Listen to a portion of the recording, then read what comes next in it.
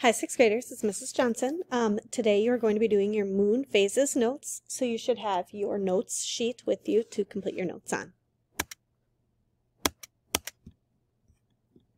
Oops, sorry. So did you know that our moon has a name? Any guesses on what it is? That's right, it's Luna is the name of our moon. Some facts about the moon. The moon's revolution is 27.3 days. So revolution is how long it takes for it to make one complete loop around the Earth. And its rotation is also 27.3 days. Rotation would be one spin on its axis. The result of this is we always see the same side of the moon. So this video explains why. In 1959, the Soviet spacecraft Luna 3 beamed back images of something Earthlings had never before seen, the far side of the moon. We always see the same old side of the moon because the moon rotates exactly once on its axis each time it orbits Earth. If it weren't spinning at all, we'd get at least one 360-degree view of its surface with each lap. If it were spinning twice as fast, we'd also see the moon's entire surface more than once per orbit. But instead, our moon's motions, like the spin and orbit of most other moons in our solar system, are remarkably in perfect sync. This wasn't always the case. Our best guess is that our own moon formed due to a massive asteroid impact, and its initial spin and dizzying 10-hour orbit were almost certainly not in sync with each other, though we don't know which was faster. At such close range, Earth's gravity deformed the moon into a slight oval, with one of its bulges facing Earth. Those bulges quickly swung out of alignment thanks to the moon's asynchronous spin and orbit, but Earth's gravity continually squeezed them back again.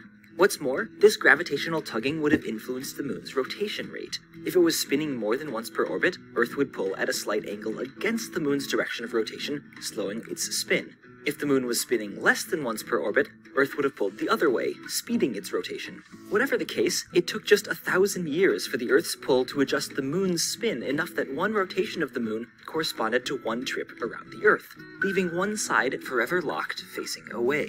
We do end up seeing some of that far side because the moon's elliptical orbit gives us peaks beyond its average eastern and western horizons, and its tilted axis causes moon seasons, revealing more of the lunar north or south poles. But those glimpses only add up to an extra 9%, leaving 41% of the moon hidden from Earth. Satellites, starting with Luna 3, have allowed us to map the rest, but it's safe to say that our relationship with the moon is still pretty one-sided. All right, so that explained the rotation of the moon. So here is the phases of the moon. The moon orbits around the Earth counterclockwise, okay? And so as it goes through the phases, these are what they are. So take a minute to write those down on your sheet. Some moon facts. One half of the moon is illuminated by the sun, just like one half of the Earth is illuminated by the sun. And the moon appears to change to us as it is revolving around Earth. So even though one half of it is always illuminated, when we are looking at it from Earth as Earthlings, it appears to change. So here are some terms that you'll need to write down in your notes. Waxing is the illuminated part of the moon that we see from Earth is growing or getting bigger each night. And when the moon is waxing, the right side of it is illuminated. Waning is when the illuminated part of the moon that we see from Earth is shrinking each day, and this is where the left side is lit or illuminated.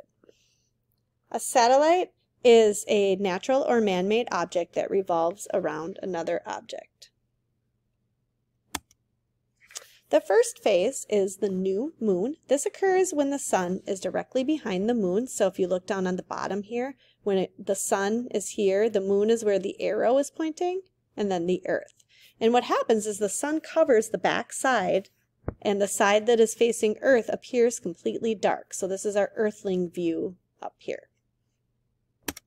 Phase 2 is a waxing crescent.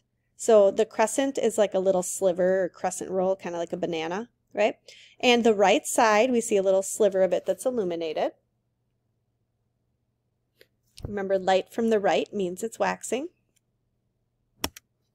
Phase 3 is first quarter. So from Earth, we see about half of it appears to be illuminated, the right-hand side. Then waxing gibbous. So from Earth we see more than half of the right side of the moon. Then we have the full moon, and this is when we have the sun, the earth, and the moon are directly in line again. And so we see the entire side of the moon that is illuminated by the sun. Now we start shrinking or getting smaller, so the moon is waning. So the shadow is coming from the right. So now the left hand side of the moon is illuminated. So more than half of the left side. Then the third or last quarter, the left half of the moon is illuminated. Then finally, waning crescent. Now we get the sliver on the left-hand side. And then we end up back to the new moon again, and it repeats that same cycle.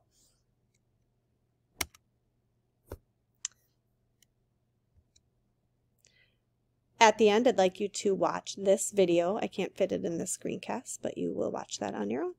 Have a great day.